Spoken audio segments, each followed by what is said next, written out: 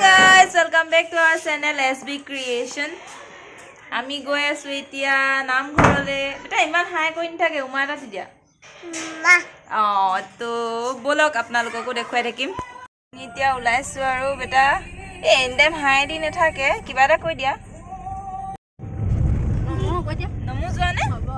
কলৈ যোৱা মুখেদি কৈ দিয়া অ নমু গৈ বলে যোৱা জুছে কোৱা কলৈ যোৱা হিমুমা হাঁহিটো দি দিয়া কাউৰীয়ে কেনেকৈ কয় কাউৰীয়ে অঁ মেকুৰীয়ে কেনেকৈ কয় মেকুৰী মৌ ভেকুলীয়ে কেনেকৈ কয় ভেকুলীয়ে সেইদে কয় চাই থাকক কৈ দিয়া আমি আহি পাইছোহি এফালেদি সোমাই বেছি কিলোমিটাৰ যাব নালাগে 1.5 কিলোমিটাৰমান যাব লাগে চাগে আৰু মায়ে বহুত দিনৰ পৰা ভাবি থৈছিলে যে ভাগৱত এভাগ দিম বুলি সেইকাৰণে আজি আহিছোঁ বহুত দিনৰ পৰা ভাবি আছিলোঁ আহিমকৈ কিন্তু সময় মিলাব পৰা নাই আজি সময় উলিয়াই আহিছোঁ এতিয়া আমি শৰাই বস্তু দুপটমান লৈ লৈছোঁ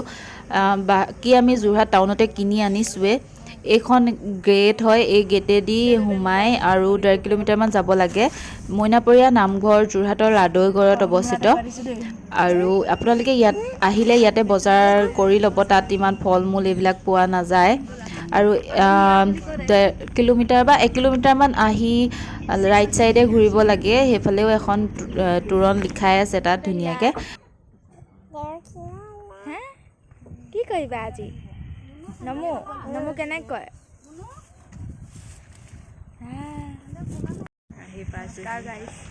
নমস্কাৰ দি দিয়া বোলো নমস্কাৰ দিয়া নমুৱে কৰি দিলে ওলাবলৈ গাড়ীখন পাৰ্কিঙত লগাই আমি নামঘৰৰ অভিমুখে আগবাঢ়িলোঁ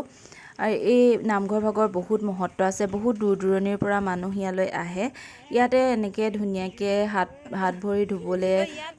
ব্যৱস্থা কৰি দিয়া হৈছে আৰু যদি কোনোবাই ধৰ্মীয় সাজ পোছাক পৰিধান কৰি নাহে তেতিয়া নামঘৰৰ ভিতৰলৈ সোমাবলৈ দিয়া নহয় ইয়াতে সাজ পোছাক সলাবলৈও ব্যৱস্থা কৰি দিয়া হৈছে এতিয়া আমি মুখ্য দুৱাৰেদি নোসোমাই বেলেগ এখন দৰ্জাৰেদি সোমাই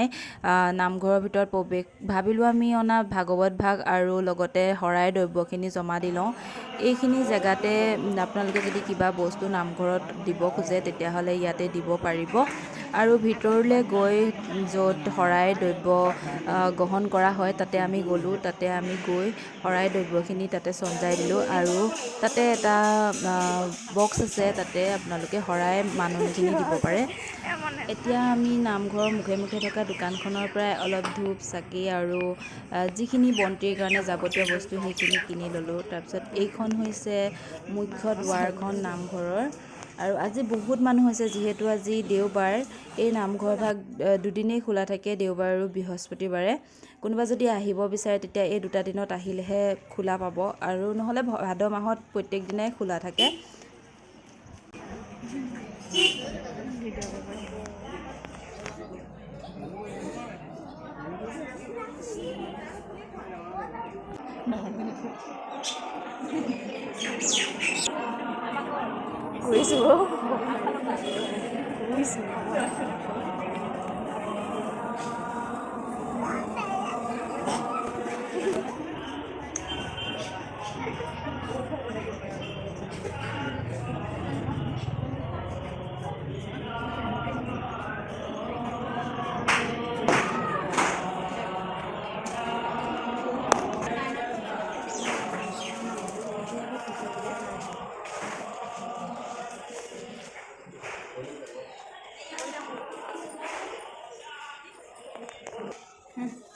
নামঘৰৰ কিনাৰতে এনেধৰণে ধূপ বা চাকি বন্তি জ্বলাবৰ কাৰণে ব্যৱস্থা কৰি দিয়া হৈছে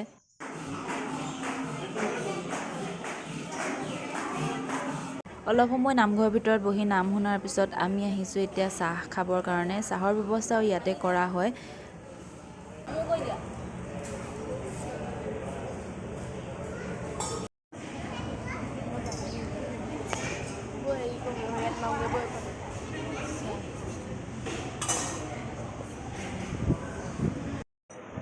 গুলুৱে আজি ওলাই আহিবলৈ পাই বহুত ফূৰ্তি পাইছে। তাই মোক নাপায় যে দিনৰ দিনটো, সেইকাৰণে মোক পালে মানে আৰু ঘৰৰ সকলোখিনিকে পালে বহুত ফূৰ্তি পায় আৰু বাহিৰলৈ ওলাই আহিবলৈ পালেও বহুত ফূৰ্তি কৰে তাই। সেইকাৰণে নামঘৰ একদম গোটেই পিটপিটাই ফুৰিছে, কি যে এক্টিং কৰি ফুৰিছে তাই। মাহীয়েকহঁতক কিবা হাঁহি দেখুৱাইছে, কিবা কৰিছে, মানুহবিলাকক মাতি মাতি জোকাই আছে, কি কৰি ফুৰিছে যে তাই বহুত ফূৰ্তি পাইছে।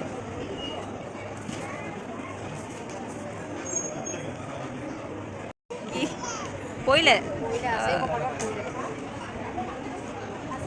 আছে আহা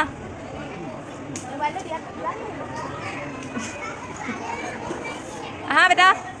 কুটু এইফালে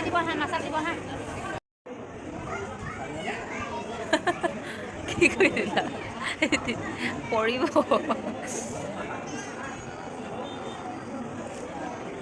পৰিবা শুন পৰিবা কি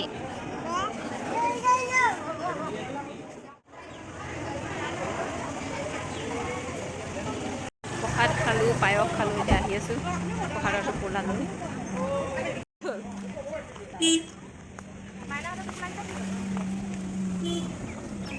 দি দিয়া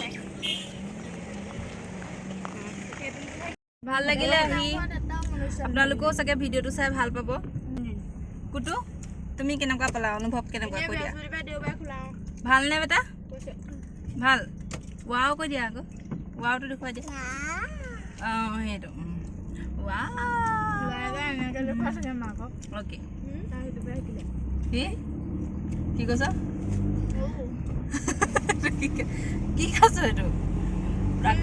মাৰি আহিছে। আহি আছোঁ, ঘৰ পামগৈ আৰু অলপ পিছত। ব্লগটো এইখিনিতে সমাপ্তি কৰি দিওঁ। ছাবস্ক্ৰাইব কৰি দিব যদি ছাবস্ক্ৰাইব কৰা নাই এতিয়ালৈকে। আৰু বাই বাই দি দিয়া বেটা, হাঁহি দি দিয়া আকৌ, উমা এটা দি দিয়া, বাই হাঁহি দিয়া।